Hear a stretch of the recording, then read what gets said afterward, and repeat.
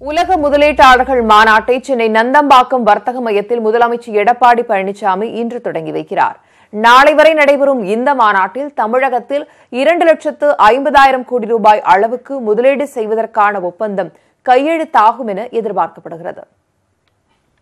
சென்னை நந்தம்பாக்கம் வர்த்தக மையத்தில் புதன்கிழமை 2 நாள் உலக முதலீட்டாளர்கள் மாநாடு தொடங்குகிறது. முதலீட்டாளர்கள் மாநாட்டை முதலமைச்சர் எடப்பாடி பழனிசாமி தொடங்கி வைக்கிறார். தமிழக வானூர்தி மற்றும் பாதுகாப்புத்துறை கொள்கை 2019 மத்திய பாதுகாப்புத்துறை அமைச்சர் நிர்மலா சீதாராமன் வெளியிடுகிறார்.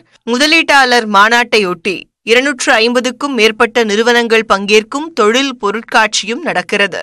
அதில் பல்வேறு தொழில் சார்ந்த நிறுவனங்களின் புதிய பழைய தயாரிப்புகள் குறித்து பார்வைக்கு வைக்க உள்ளன.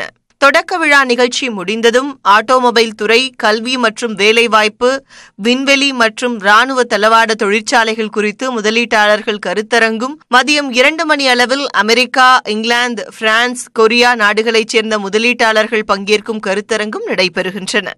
இதைத் தொடர்ந்து 2வது நாள் மாநாடு வியாழக்கிழமை காலை 10 மணிக்கு சிறு குறு தொழில் முதலீட்டாளர்கள் கருத்தரங்குடன் தொடங்குகிறது.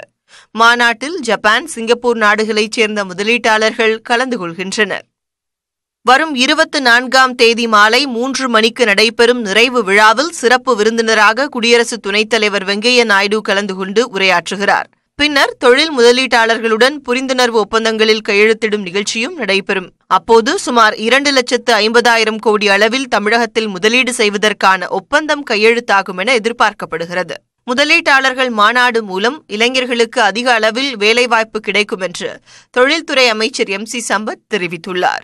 குளோபல் இன்வெஸ்ட்மெண்ட் செகண்ட் எடிஷன் நடைபெற உள்ளது. இதில் மேக்சிமம் நிறைய நிறுவனம்லாம் வராங்க. லாஸ்ட் இயரோட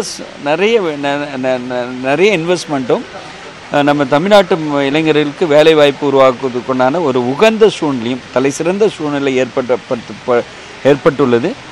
2015ஆம் ஆண்டு செப்டம்பர் மாதத்தில் நடைபெற்ற முதல் முதலீட்டாளர்கள் மாநாட்டில் 2,42,000 கோடி மதிப்பிலான முதலீடுகளுக்கு 98 புரிந்துணர்வு ஒப்பந்தங்கள் மேற்கொள்ளப்பட்டன. ஆனால் இதுவரை 66,000 கோடி ரூபாய் முதலீட்டை மட்டுமே தமிழகம் பெற்றுள்ளது. இம்முறை நடைபெறும் முதலீட்டாளர்கள் மாநாட்டின் புரிந்துணர்வு ஒப்பந்தங்கள் அடிப்படையில் வரும் ஆண்டுகளில் முழு அளவில் முதலீடு கிடைக்குமா என்பது தமிழக அரசின் நடவடிக்கையை பொறுத்தே அமையும் என எதிர்பார்க்கப்படுகிறது.